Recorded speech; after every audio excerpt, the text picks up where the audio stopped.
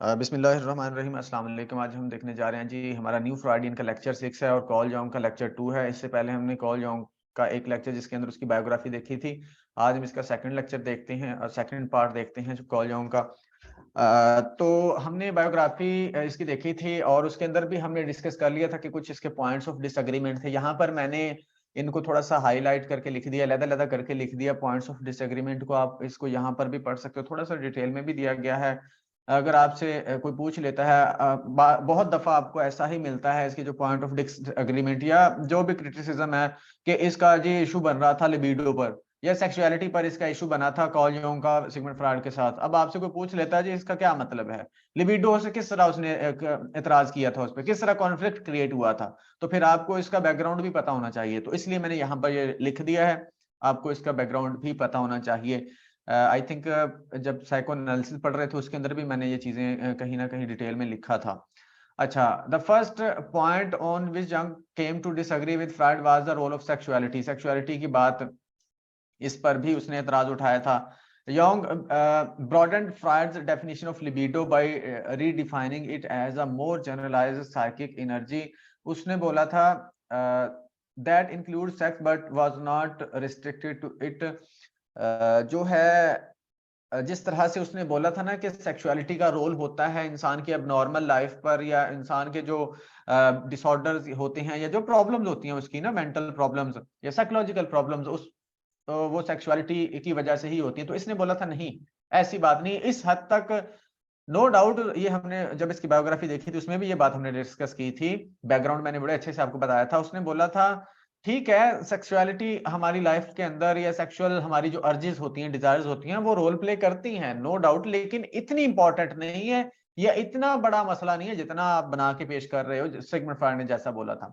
उसके बाद इसने लिबिडो की बात की थी। लिबिडो सिगमंड फ्रॉइड ने बोला था कि ये जो लिबिडो है ना, ये हमारी सेक्सुअल एनर्जी है, यानी कि इससे हमें एनर्जी मिल रही होती है जो हमारी डिजायर्स को पूरा करवा रही होती है, ठीक है। उसने बेसिकली इसको इस तरह बोल सकते हैं कि उसने बोला सेक्सुअल एनर्जी है लिबिडो, ठीक है। जबकि कॉल जोंग ने कहा था कि ऐसी बात नहीं है, ये एक जनरलाइज्ड एनर्जी है।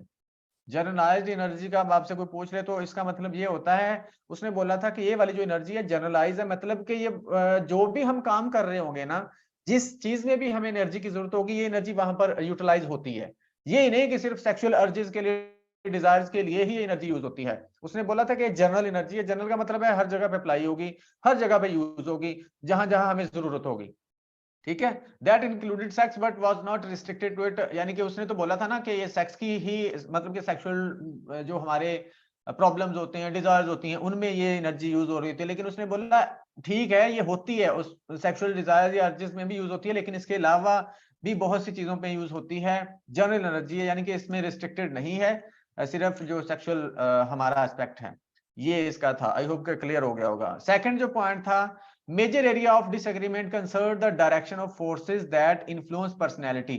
उसने ये मतलब बात की थी कि कैसे पर्सनैलिटी इन्फ्लुएंस हो रही है, कैसे। Whereas Freud viewed human beings as prisoners or victims of past events.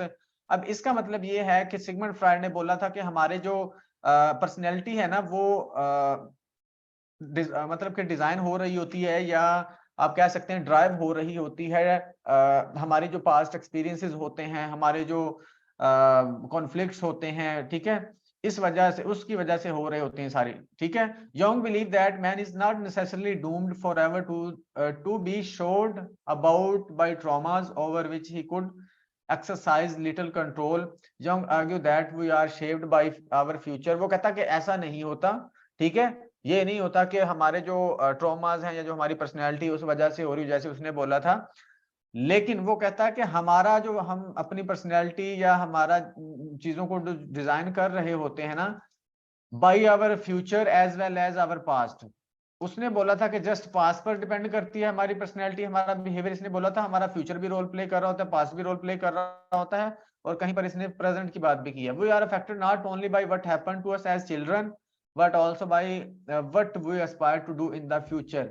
वो कहता है कि हम ना सिर्फ सिर्फ हम एज द चिल्ड्रन ही मुतासर नहीं हो रहे होते चीजों से, यानी कि जो उसने बोला था ना, चाइल्डहुड आपके एक्सपीरियंसेस या कॉन्फ्लिक्ट्स वो आपकी पर्सनैलिटी को अफेक्ट करते हैं। इसने बोला था हम फ्यूचर से भी हो रहे होते हम फ्यूचर में क्या करना चाहते हैं, फ्यूचर किस तरह से प्लान करते हैं, उस पर भी वो भी हमारी जिंदगियों पर रोल प्ले कर रही होती है। अब जैसे आप अब साइकोलॉजी को पढ़ रहे हैं या फिर आपने पीपीएससी की तैयारी करनी है, उसकी प्रिपरेशन कर रहे हैं। अब आपने ये गोल बना रखा है कि 2 साल बाद आए उसकी सीट, साल बाद आए, 3 साल बाद आए, हमने उसको करना है, ठीक है? उसको क्लियर करना है। अब उस गोल की वजह से वो कहता है कि आपने कितना कुछ अपनी लाइफ के अंदर चेंजेस लेके आए हैं। आपने ये कोर्स ज्वाइन किया है, आप अपने नोट्स भी बनाते होंगे, आप इस क्लास के अलावा भी पढ़ते होंगे, ठीक है? तो वो कहता है हम पास्ट के साथ-साथ हम अपने फ्यूचर से भी मतलब कि इन्फ्लुएंस हो रहे होते हैं। तो ये एक स्ट्रॉन्ग जो है आप कह सकते हैं दलील है। मैं तो इसको मानता हूँ वाक़ई हमारा फ्यूचर जो प्लान होता है या गोल होता है वो भी हमें इन्फ्लुएंस कर रहा होता है। वो किस हद तक कर रहा होता है, कितना कर रहा होता है, ये एक अलग बहस है। थर्ड पॉइंट है significant point of difference revolve around the unconscious. ये वाला एक बहुत मेजर पॉइंट था इनका। एक तो वो लिबिडो वाली बात है, दूसरा अनकॉन्शियस वाला। Rather than minimising the role of unconscious, उसने चूंकि अच्छा खासा जोर दिया है उस पर, स्ट्रेस दिया है सिगमंड फ्रायड ने अनकॉन्शियस पर। अब इसने क्या किया, कहते हैं इसने उसका रोल कम करने की बजाय इसने क्या कर दिया, Jung placed an even greater emphasis on it than Freud. इसने अनकॉन्शियस को ज्यादा इसने बोला कि अनकॉन्शियस का हमारी जिंदगी में ज्यादा रोल होता है। He probed more deeply into the unconscious and added an entirely new dimension, the inherited experiences। अब इसमें ना अनकॉन्शियस उसने तो बोल दिया था ना कि हमारे जो कॉन्फ्लिक्ट्स होते हैं या हमारे पास्ट मेमोरीज होती हैं या पास्ट एक्सपीरियंसेस होते हैं, वो अनकॉन्शियस के अंदर हमारे मतलब के दबे होते हैं। लेकिन इसने उसको थोड़ा सा ब्रॉड कर दिया, ये और थोड़ा डीपली चला गया उसके अंदर।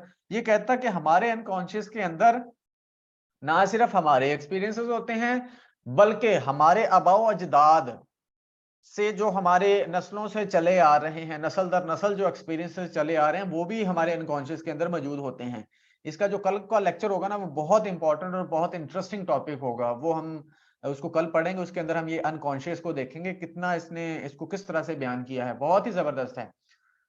तो उसके इसने मतलब बड़ी इंटरेस्टिंग बात की। इसने बोला कि हमारे जो आबाओ अजदाद नस्ल जो एक्सपीरियंसेस चले आ रहे हैं, वो भी हमारे अनकॉन्शियस के अंदर मौजूद होते हैं। एक छोटी सी मिसाल देता हूँ कि जैसे जिसको इसने आर्किटाइप्स वगैरह बोला था, अब हमें कैसे पता चला कि बाप कौन होता है या माँ कौन होती है? हमें पैदाइशी तौर पर तो नहीं ना, मतलब कि हमारे पैदाइशी तौर पर या हमें जब पैदा होते हैं उस वक़्त तो नहीं हमारे दिमाग में कोई घुसा देता ना। वो नेचुरली हमें पहले से ही पता होता है मदर के मतलब कि अट्रैक्शन का, बाप के प्यार का, मदर के प्यार का, ठीक है? माँ-बाप के मतलब मोहब्बत का, चाहत का, उनकी कुर्बत का हमें एहसास ये नेचुरली होता है। तो वो कहता है कि ये वाली सारी जो चीज़ें होती हैं, भाई कौन होता है, बहन कौन होती है, ठीक है? ये सारे जो हमारे पास मौजूद होता है डेटा हमारे अनकॉन्शियस के अंदर पहले से ही। ये इसका कहना है कॉलजों का। Although Freud had recognized the influence of inherited primal experiences, Jung made it the core. वो कहता है कि ये जो अब यहाँ पर इस चीज को भी याद रखिएगा, क्योंकि डीपली पढ़ रहे हैं तो इस चीज को भी याद रखना। वो कहते हैं कि अगरचे फ्रायड ने भी इन चीजों को मतलब कि कंसीडर किया था, वो मानता था, इनहेरिटेड एक्सपीरियंसेस की बात करता था, वो उसके इन्फ्लुएंस को मानता था। लेकिन योंग ने क्या किया, उसने तो इसको पर्सनैलिटी का मेजर पार्ट ही करार दे दिया कि मेन जो मेजर पॉइंट है या मेजर सेंटर है वो यही है पर्सनैलिटी का ना, जो inherited experiences. He brought together ideas from history, mythology, anthropology and ये मुख्तलिफ इसने मतलब के जो फील्ड्स हैं अपना कॉन्सेप्ट डेवलप किया, बनाया, ठीक है? कि किस तरह से हमारी जो ह्यूमन नेचर बन रही होती है। अब इनको इन्हीं जो हमारे पास जो डिसएग्रीमेंट के पॉइंट्स हैं, इनको थोड़ा सा मैंने शॉर्ट करके भी लिख दिया अगर आपको शॉर्टली बताना पड़े, ठीक है? Libido, sexuality, past experiences, understanding and description of the genders. ये जेंडर वाली बात वही के मतलब कि लड़की किस तरह से एक्ट कर रही है, लड़का किस तरह से, ओडिपस और इलेक्ट्रा कम्प्लेक्स वाला, ठीक है? अगर कोई पूछ ले तो इस पर भी इशू था इसको, क्योंकि हमने ऊपर भी डिस्कशन की थी कि ये कहता कि मैंने तो ओडिपस कम्प्लेक्स को एक्सपीरियंस ही नहीं किया, क्योंकि मेरी मदर क्या थी, मतलब कि वो इतनी अट्रैक्टिव नहीं थी। तो जबकि इसकी मतलब कि इस तरह की बात हमने डिस्कस की थी। तो ये वो वाला इसका भी इशू बना था। द नेचर ऑफ अनकॉन्शियस, ये तो हमने ऊपर पढ़ लिया है, ठीक है? तो ये था कुछ इनके कॉन्फ्लिक्ट्स वगैरह। 1940 के अंदर इसने अपनी डेवलप कर ली थी अलग से फील्ड या अलग से थ्योरी, जिसको एनालिटिकल साइकोलॉजी बोला जाता है। अच्छा, उसके बाद है जी हमारे पास साइकिक एनर्जी। यहाँ तक किसी का क्वेश्चन है तो ठीक है, नहीं तो आगे बढ़ते हैं। मैं पढ़ रहा हूँ, क्वेश्चन है तो आप बोल सकते हैं। साइकिक एनर्जी हमारे पास the basis of Jung system. ये जो साइकिक एनर्जी है इसने ही बेसिकली इसी पर डिपेंड करती है। उसकी जो पर्सनैलिटी थ्योरी उसने दी थी या पर्सनैलिटी का कॉन्सेप्ट है, साइकिक एनर्जी पर ही बेस करता है। One of the first point on which young disagreed with Freud involve the libido. Young did not believe that libido was primarily a sexual energy. वही वाली बात, ये उसने बोला था कि ये सिर्फ सेक्सुअल एनर्जी नहीं है, बल्कि ये हमारी एक ब्रॉड फॉर्म है, ये हमारी एक जनरल एनर्जी है। Jung use the term libido in two ways. Libido से रिलेटेड इसने दो बातें बोली हैं। First, libido as the diffuse and general life energy. इसने बोला कि ये जनरल लाइफ एनर्जी होती है, ठीक है, लिबिडो के बारे में बोला। दूसरा पॉइंट क्या है, from a perspective similar to Freud as a narrow psychic energy that fuels the work of the personality which called the psyche। इसने बोला था कि ये हमारी जो पर्सनैलिटी है ना, बेसिकली जिसको इसने साइक बोला है, जो पर्सनैलिटी है इसने साइक बोला है, कॉल जोंग ने पर्सनैलिटी को साइक बोला है। वो कहता है उसको फ्यूल करती है ये energy. It is through psychic energy that psychological activities such as perceiving, thinking, feeling और विशिंग वगैरह ये इसी एनर्जी के थ्रू हो रही होती हैं, ठीक है।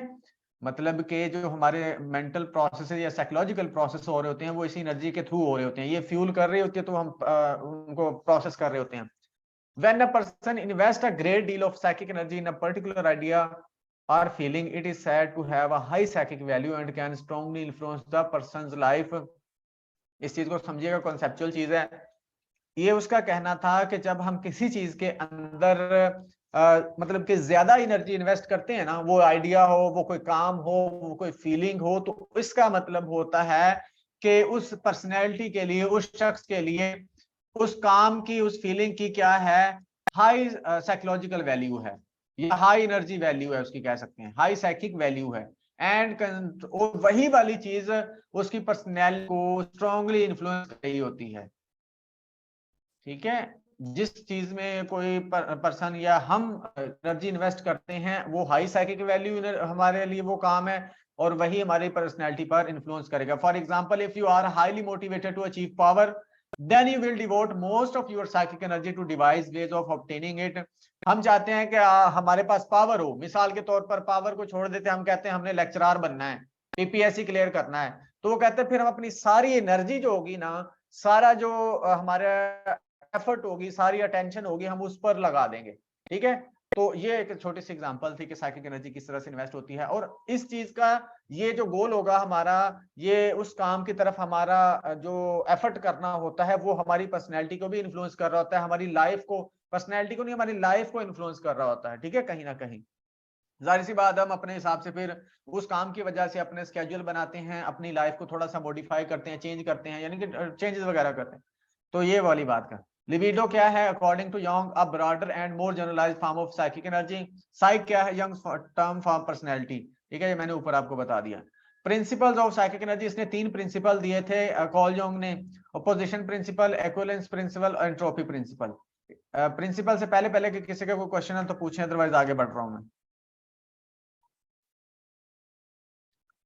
Okay, principle of psychic energy क्या है, ओपोजिशन प्रिंसिपल क्या होता है। Jung's idea that conflict between opposing processes और tendencies is necessary to generate psychic energy. Opposition principle, आप सिंपल, ये आपको पता ही ओपोजिशन का मतलब क्या होता है, मुखालिफ। इसका कहना था खोजों का कि हमारी जो पर्सनैलिटी है उसमें ओपोजिंग जो प्रोसेस है ना वो हो रहे होते हैं, वो हो रहे होते हैं अपोजिंग प्रोसेस, और वो होना जरूरी है। क्यों? कहता है कि अगर वो ओपोजिशन नहीं होगी हमारी पर्सनैलिटी के अंदर या हमारी लाइफ के अंदर तो साइकिक एनर्जी क्रिएट नहीं होगी। इसका कहना था कॉन्फ्लिक्ट बिटवीन ओपोजिंग प्रोसेस और tendencies is necessary to generate, generate या प्रोड्यूस, इसको जनरेट करने के लिए या प्रोड्यूस करने के लिए हमें ऑपोजिशन या कॉन्फ्लिक्ट चाहिए होता है, ठीक है। तो जो हमारी वो साइकिक एनर्जी को क्रिएट करते हैं, पैदा करता है, वो वाला कॉन्फ्लिक्ट या ऑपोजिशन, ठीक है, ये ऑपोजिशन प्रिंसिपल है। वो प्रिंसिपल जिसके अंदर साइकिक एनर्जी क्रिएट होती है, जिसके through equivalence principle, the continuing redistribution of energy within a personality if the energy expended on certain conditions or activities weakens or dissipates that energy is transferred elsewhere in the personality। हमारी ये जो psychic energy है ना, हम कोई भी काम कर रहे हैं मेंटली तौर पर या हम फिजिकली कोई भी काम करते हैं, जाहिर सी बात है हम एनर्जी लगाते हैं, ठीक है। अब वो कहता है कि ये वाली जो एनर्जी होती है ना हमारी पर्सनैलिटी पर, हम जो एक काम कर रहे हैं ना उस पर इन्वेस्ट होती है ये, ठीक है, उस पर इन्वेस्ट हो जाती है। और जब हमारा वो काम पूरा हो जाता है या उस काम की तरफ से हमारी तवज्जो हट जाती है तो ये वाली एनर्जी फिर दोबारा से पूरी हमारी पर्सनैलिटी पर क्या हो जाती है, रीडिस्ट्रीब्यूट हो जाती है, किसी और जगह पर चली जाती है, ठीक है। यानी कि इसको कहते हैं इक्विवेलेंस प्रिंसिपल के जब एक हमारा एक काम हो गया है, अब उस मतलब एक काम हमने कर लिया है, अब उस पर तो एनर्जी की जरूरत नहीं है, तो फिर ये दोबारा से हमारी एनर्जी किसी और तरफ चली जाती है या इन्वेस्ट हो जाती है। इसको बोलते हैं इक्विवेलेंस प्रिंसिपल। छोटी सी मिसाल से समझाता हूं, अगर नहीं समझ आई। मिसाल के तौर पर आपको बहुत भूख लगी है, अब आपकी वो एनर्जी सारी लगी है भूख की तरफ के यार खाना ढूंढो, कहीं से खाना ढूंढो, एफर्ट करते हो, ख्वाहिश करते हो, सोचते हो उसके बारे में, सारी एनर्जी उधर लगी पड़ी है। लेकिन जैसे ही आपने खाना खाया तो क्या होता है, फिर हम खाने को भूल जाते हैं, फिर अब वो हमारी एनर्जी या हमारी तवज्जो तवज्जो मैं कह देता हूँ किसी और तरफ चली जाती है, उस काम की तरफ जो हमारे लिए ज्यादा इंपॉर्टेंट है, मतलब कि उस वक्त हमारे लिए जरूरी है, ठीक है। वो टीवी देखना हो सकता है, वो पढ़ना हो सकता है, वो कहीं जाना हो सकता है, कुछ भी हो सकता है। तो वो वाली बात है कि वो फिर हमारी जो चीजें होती हैं, या इसको आप सिंपल सा मोटिवेशन के साथ भी समझ लेते हो कि जब एक चीज की मोटिवेशन होती है, जब वो काम हो जाता है तो फिर वो मोटिवेशन किसी और तरफ शिफ्ट हो जाती है, ठीक है। तो ये मुख्तलिफ नाम दिए हुए हैं, मुख्तलिफ जो एक्सपर्ट्स हैं, मुख्तलिफ लोग हैं। उसके बाद entropy principle, a tendency toward balance और equilibrium within the personality, the ideal is an equal distribution of psychic energy over all structures of the personality. अब ये जो बैलेंस की बात करता है या इक्विलिब्रियम की बात करता है ना, इक्विलिब्रियम का मतलब है कि जो प्रिंसिपल सॉरी जो एनर्जी है ना हमारी पर्सनैलिटी के अंदर, बैलेंस कर, उसमें बैलेंस बना के रखना, ठीक है। तमाम जगह पर एनर्जी को क्या है, डिस्ट्रीब्यूट करके रखना ताकि डिसबैलेंस क्रिएट ना हो, ये वो वाला प्रिंसिपल है, इसको एंट्रोपी प्रिंसिपल कहते हैं। अब इन तीनों प्रिंसिपल्स की यहाँ पर मैंने एक्सप्लेनेशन भी दिया है कि ये कैसे वर्क कर रहे होते हैं, ठीक है, इसको भी देख लेते हैं।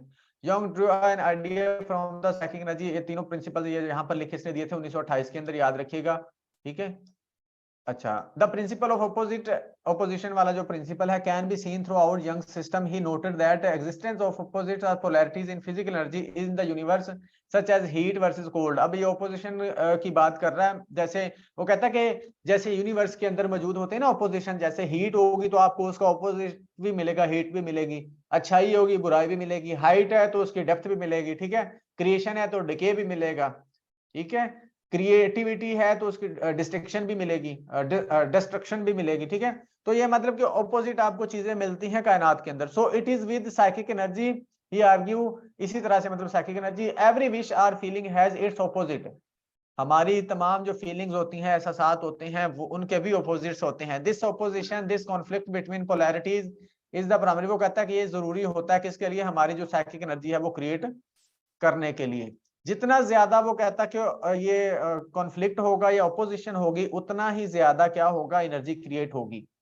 For his principle of equivalence, Young applied the physical principle of the conservation of energy to psychic events. He stated that energy expanded in bringing out some condition is not lost but rather in shifted to another part of the personality. जब मतलब के काम पूरा हो जाता है तो फिर किसी और तरफ शिफ्ट हो जाती है एनर्जी, ये हमने ऊपर पढ़ लिया है। Psychic energy used for conscious activities, ये अहम बात है, इसको याद रखिएगा। Psychic energy use for conscious activities while we are awake, जब हम जाग रहे होते हैं तो ये कॉन्शियस एक्टिविटीज में यूज हो रही होती है, लेकिन जब हम सो रहे होते हैं तो उस वक्त ये एनर्जी हमारे ड्रीम्स की तरफ कन्वर्ट हो जाती है, यानी कि ड्रीम्स में लग जाती है फिर ये एनर्जी, ठीक है, सोते हुए भी ये काम कर रही होती है ये वाली एनर्जी।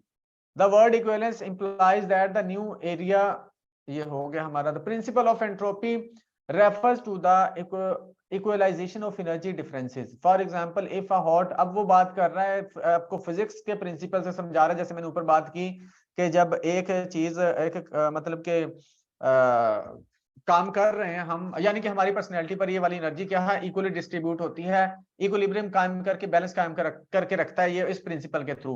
मिसाल के तौर पर वो कहता है फिजिक्स के अकॉर्डिंग अगर हम देखें, एक हमारे पास कोई हॉट चीज है, या आप कह सकते हैं आपकी सिंपल सी मिसाल देता हूँ, अगर आप खाना पका रही हैं, वो खाना पकाने वाला क्या चम्मच होता है, पंजाबी में उसको डोई भी कह देते हैं, ठीक है? जो खाना पकाने वाला चम्मच होता है, जब आप उसको मतलब कि अभी आपने उसको हंडिया के अंदर नहीं डाला, ठीक है? तो उस वक़्त वो ठंडा होता है। लेकिन जब आप उसको उसके अंदर हंडी के अंदर हंडिया के अंदर डाल देते हैं, तो फिर क्या होता है आहिस्ता-आहिस्ता पहले वो फ्रंट से क्या होता है गर्म होता है, फिर आहिस्ता-आहिस्ता दूसरी तरफ आपके हाथ की तरफ आना शुरू हो जाता है। ये एक सिंपल सी मिसाल है, कहता है कि जब इस तरह से होता है ना कि एक काम में ज्यादा एनर्जी है, एक पे कम है, तो फिर हमारा ये वाला प्रिंसिपल इसमें क्या हो रहा होता है कि वो एनर्जी जो जहां पर ज्यादा होगी वो शिफ्ट हो जाएगी उस तरफ जो कम है, ठीक है? तो वहां पर शिफ्ट होके तो वो दोनों तरफ उस वक्त तक शिफ्ट होती रहेगी जब तक वो बैलेंस क्रिएट ना हो जाए। जैसे कि आप कह सकते हैं कि अगर ठंडा पानी उसको आग पर रखेंगे तो वो उस वक्त तक मतलब कि एनर्जी क्या होती जाएगी, ट्रांसफर होती रहेगी जब तक पानी गर्म नहीं हो जाता है, ठीक है? तो मतलब कि इक्वालिटी की बात हो रही है, बैलेंस की बात हो रही है, इक्विलिब्रियम की बात होती है कि ये डिस्ट्रीब्यूशन हो रही होती है हमारी पर्सनैलिटी के अंदर एनर्जी को इक्विलिब्रियम कायम करने के लिए, बैलेंस कायम करने के लिए। जी, कोई और यहाँ पर क्वेश्चन है तो पूछें। ये तो आगे बढ़ रहा हूं मैं। उसके बाद हमारा टॉपिक है एस्पेक्ट्स ऑफ पर्सनैलिटी।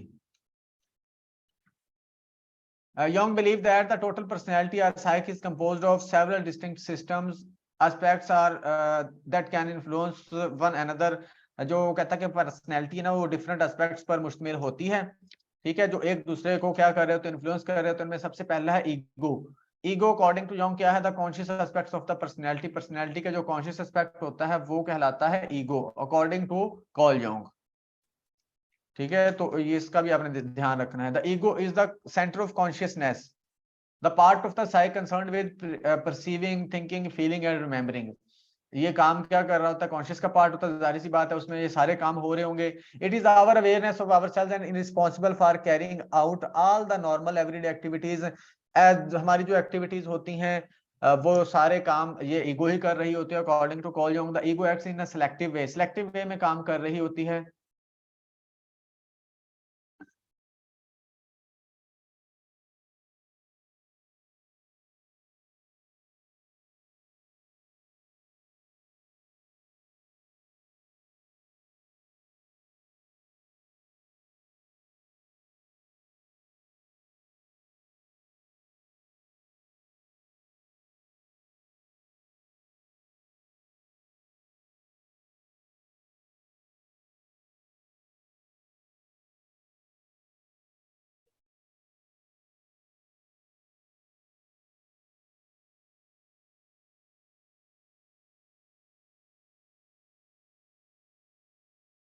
हाँ जी, आवाज आ रही है मेरी?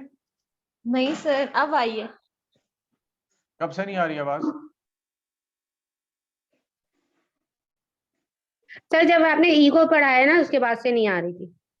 चलो ठीक है, फिर तो नजदीक ही है। जी, हम ईगो की बात कर रहे थे। ये कॉन्शियस एस्पेक्ट होता है, वो कहता है कि ये हमारी जो डेली लाइफ की जितनी भी एक्टिविटीज होती हैं ना उनको करने में अपना रोल प्ले कर रहा होता है, ठीक है? उनको ये ईगो ही परफॉर्म कर रही होती है और ये सिलेक्टिव वे में काम कर रही होती है।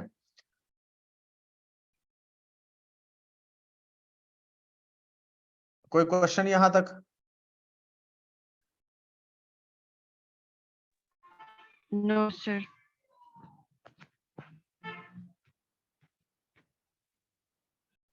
सर एक ओके। क्वेश्चन है, वो थोड़ा सा इससे हट कर ही है थोड़ा सा। सर अगर ये बताइए, अगर ईगो डिस्टर्ब हो जाए तो क्या हमारी नॉर्मल लाइफ जो हम काम कर रहे होते हैं, जो कुछ भी होता है ईगो के जरिए ही कर रहे होते हैं, तो वो भी डिस्टर्ब होता होगा, फिर ये साइको प्रॉब्लम्स में कन्वर्ट हो जाती होगी, ये डिसऑर्डर हो जाता होगा। जी जी, बिल्कुल ऐसे ही है, ऐसे ही है। जब ये डिस्टर्ब होगी तो अब नॉर्मेलिटी की तरफ बात जाएगी, हमारी जो चीजें नॉर्मेलिटी से हट जाएंगी। जी, कोई और क्वेश्चन?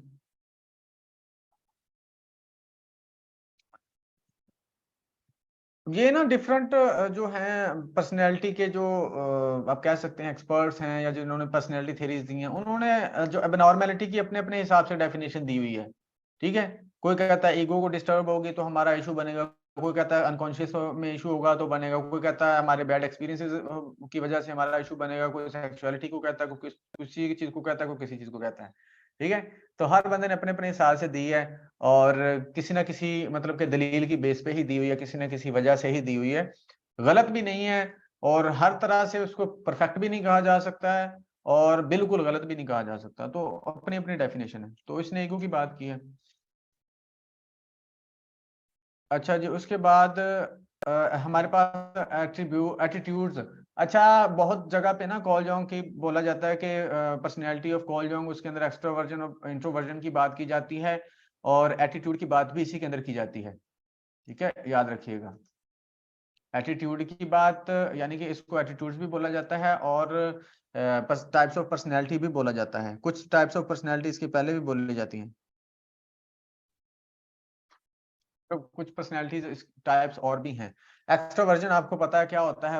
एक्सट्रोवर्जन वो बंदा होता है जो सोशल होता है, ठीक है, एक्सटर्नल वर्ल्ड से मतलब कि ओरिएंट होता है उसकी तरफ, एक्सटर्नल वर्ल्ड में इंटरेस्ट रखता है, दोस्त बनाना पसंद होता है उसको, गैदरिंग्स में जाना अच्छा लगता है। जबकि इंट्रोवर्ट वो बंदा होता है या वो पर्सन होता है, पर्सनैलिटी होती है जो सोशल नहीं होता, गैदरिंग्स में जाना अच्छा नहीं लगता, वो अपनी ही दुनिया में रहता है वो बंदा।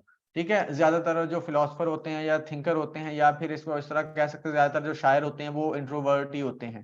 ठीक है। और एक और बात याद रखिएगा, चूंकि हम साइकोलॉजिस्ट हैं, अगर आपसे कोई पूछे कि यार या आपको कोई बताए कि हमारे घर में एक बच्चा है वो मतलब किसी से बात ही नहीं करता, कहीं आना जाना उसको अच्छा नहीं लगता, ठीक है, किसी को दोस्त बनाना उसको अच्छा नहीं लगता, तो ये नहीं कि वो नॉर्मल है। ठीक है, हो सकता है कि वो इंट्रोवर्ट हो सकता है नॉर्मेलिटी भी हो कोई ना कोई, लेकिन हो सकता है कि वो इंट्रोवर्ट हो ना। तो ये आपने उसको डिफरेंशिएट करना है कि वो वाकई नॉर्मेलिटी है या इंट्रोवर्जन है। तो ये आप उसको क्लियरली बता देंगे कि उसको चेक करने के बाद, देखने के बाद, कि ये एबनॉर्मेलिटी नहीं है, ये इंट्रोवर्ट बच्चा है आपका, इसको मिलना जुलना पसंद नहीं है और ये ऐसा ही रहेगा।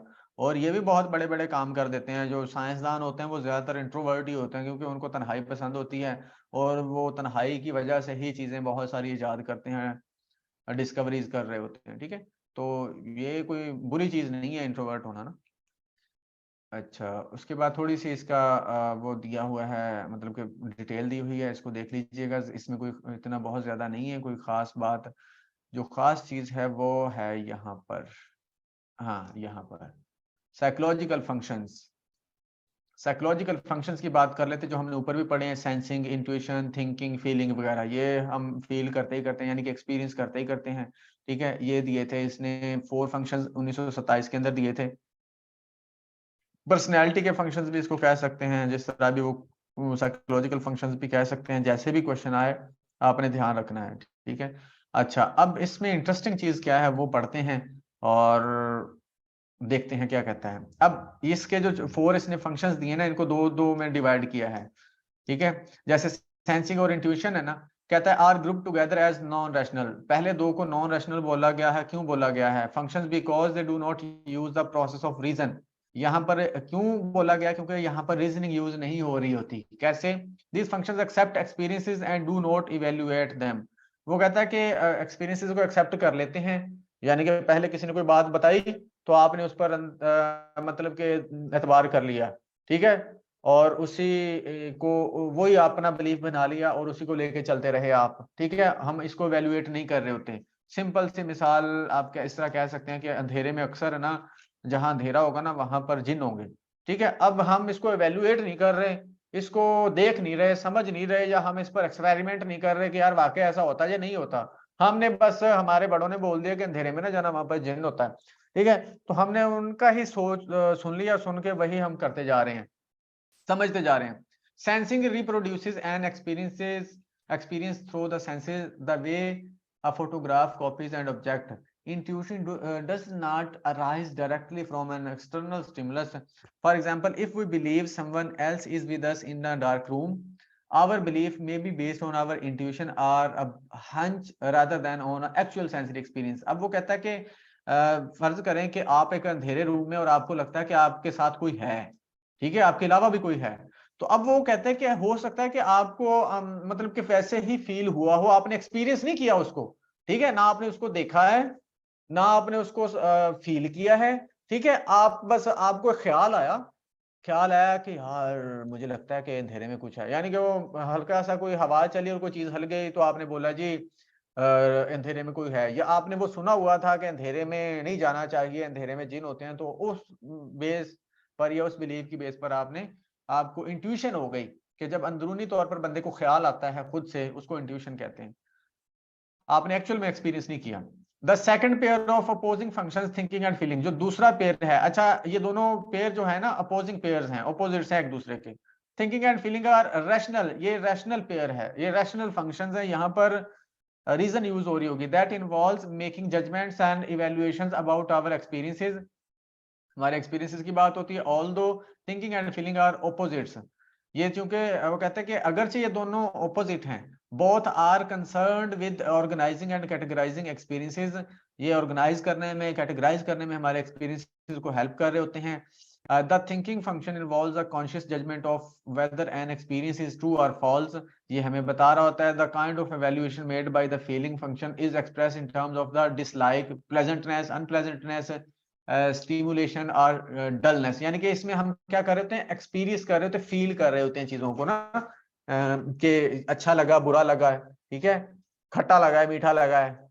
अच्छा, उसके बाद ये दोनों ऑपोजिट फंक्शंस होते हैं। अच्छा, उसके बाद as just as our psyche contain some of both the extroversion and introversion attitudes, ये बात समझने वाली है कि हमें पता है कि हमारी जो पर्सनैलिटी है दोनों एस्पेक्ट्स रखती है, इंट्रोवर्ट एस्पेक्ट भी होता है हमारी पर्सनैलिटी के अंदर और एक्सट्रोवर्ट एस्पेक्ट भी होता है, ठीक है।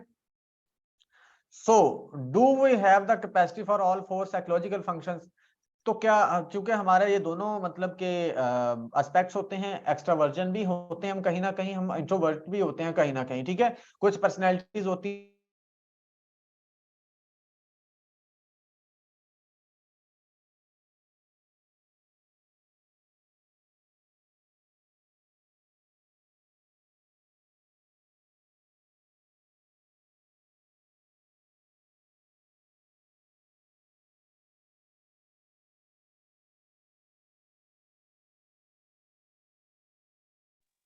सर आवाज फिर आपकी नहीं आ रही।